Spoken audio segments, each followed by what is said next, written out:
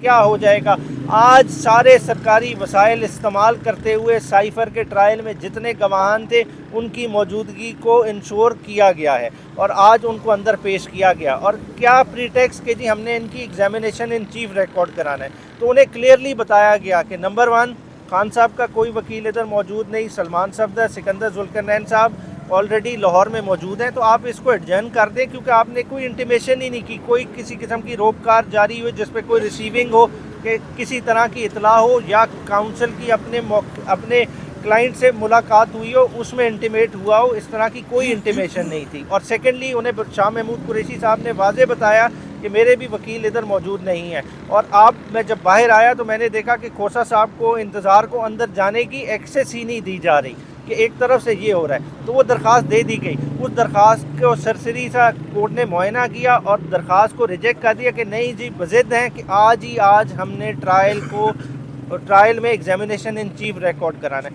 تو جب آپ اس طرح سے ٹرائل کریں گے, اتنی عجلت میں کریں گے, جب آپ کو نظر آ رہا ہے کہ آپ کا کوئی بھی آرڈر کسی کورٹ میں سسٹین ہی نہیں ہو رہا, جو آرڈر آپ کا اوپر جاتا ہے ڈینوو ٹرائل کا آرڈر ہو جاتا ہے, آپ کے بیل آرڈر جاتے ہیں سپریم کورٹ سیٹ اسائڈ کر دیتی ہے, تو پھر کس چیز کی عجلت ہے, کس طرح سے آپ یہ کر رہے ہیں. اور دوسرے اینڈ پہ آپ دیکھیں تو ایک اور ناخوشگوار واقعہ ہمیں باہر آ کے پتہ چلا کہ آج کھوسا صاحب ایک پٹیشن فائل کرنے جا رہے تھے جو چیف جسٹس اسلام آباد ہائی کورٹ نے سی ایم ریجیکٹ کی, جو سسپینشن آف ججمنٹ کے بارے میں تھی.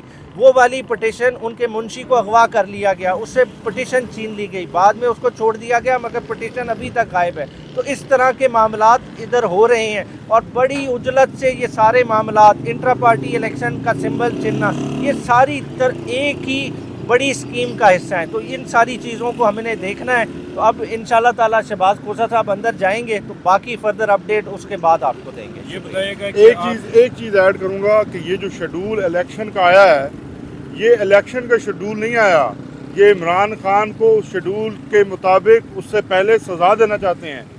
یہ کیلنڈر کے مطابق چل رہے ہیں کہ اس تاریخ سے اس تاریخ کے درمیان ہم نے یہ ٹارگٹ اچیو کرنا ہے, اور 1 جنوری سے پہلے, اگلا سال شروع ہونے سے پہلے یہ خان صاحب کو سیاسی منظر نامے سے مکمل طور پر غائب کرنا چاہتے ہیں. اور جس طرح سے آج میرے کلرک عثمان کو اغوا کرنے کی کوشش کی گئی سپریم کورٹ کے اندر سے, وہ ایسی پٹیشن ہے کہ جس کا ابھی تک ضروری نہیں ہے کہ جاتی ہی وہ پٹیشن ایکسیپٹ ہو جائے گی اور لگ جائے گی, لیکن صرف یہ عمران خان کے خوف میں مبتلا ہو کر اس لیول پر پہنچ چکے ہیں کہ سپریم کورٹ کے اندر سے وکیلوں کو اپنی جو ان کی ذمہ داری ہے وہ بھی مکمل نہیں کرنے دے رہے.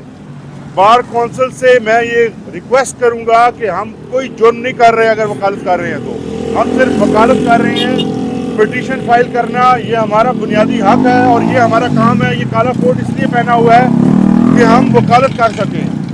اب ہمیں وکالت بھی نہیں کرنے دی جا رہی, اور پاکستان بار کونسل اور سپریم کورٹ بار کونسل جو ہے وہ ایک حلقے کی خاطر تو دے رہے ہیں یہ سب کچھ, لیکن یہاں پہ ہمارا پروفیشن جو ہے وہ ہی خطرے میں ہے. لیکن وہ سو رہے ہیں, کوئی ان کو جگائے, جا کر ان کو بتائے کہ یہ ہمارے پروفیشن کے ساتھ کیا ہو رہا ہے. جب تک ہم وکیل جو ہیں اپنی وکالت سے منسلک رہیں گے اور یونائٹڈ ہو کے چلتے رہیں گے, تبھی ہم لوگوں کا دفاع کر پائیں گے اور اس پروفیشن اور اس کالے کوٹ کی لاج رکھ پائیں گے. لیکن آج جو کچھ کیا گیا سپریم کورٹ میں, زبردستی اس سے موبائل چھینا, اس کو خود میرے کلرک کو اغوا کرنے کی کوشش کی گئی سپریم کورٹ کے اندر سے. یہ تمام انپریسیڈنٹڈ باتیں ہیں. یہ تمام چیزیں میں ایک دفعہ پھر یاد کرانا چاہتا ہوں کہ یہاں آ کر پتہ چلا کہ جس طرح سے یہاں گواہ انہوں نے لائے ہوئے ہیں اندر, ہو سکتا ہے یہ ہمارا رائٹ ٹو ان کو جو کراس ایگزامینیشن ہے وہ بھی ہمارے جائے بغیر یہ آج اس کو بند کر دیں, کیونکہ یہ سب کچھ 5 اگست کو بھی ہوا تھا. 5 اگست کو جس دن ہمایوں دلاور نے عمران خان کو سزا دی تھی توشہ خانہ الیکشن کمیشن کی کمپلینٹ کیس میں, اس دن بھی اسی کلرک کو اور خواجہ حارث کے کلرک کو اغوا کیا گیا تھا اور ان سے کاغذات چھینے گئے تھے. آج پھر وہی کارروائی ہو رہی ہے اور آج پھر وہی حرکتیں نظر آ رہی ہیں. یہ حرکتیں ہمیں اس بات کا اندیا دے رہی ہیں کہ یہ پھر سے عمران خان کو سزا کرنے کی جو جلدی ہے ان کو, اس کے اوپر عمل درآمد کرنے جا رہے ہیں. اس طرح سے تو نہیں ہوگا نا کہ عدالت کوئی انٹیمیشن ہی نہیں دے گی, کوئی اٹینڈنس پریکیور نہیں کرے گی اور اپنی مرضی سے چلائے گی, کوئی گواہوں کا پہلے بتائے گی نہیں کہ یہ گواہ آئیں گے ان پہ آپ نے جرا کرنی ہے.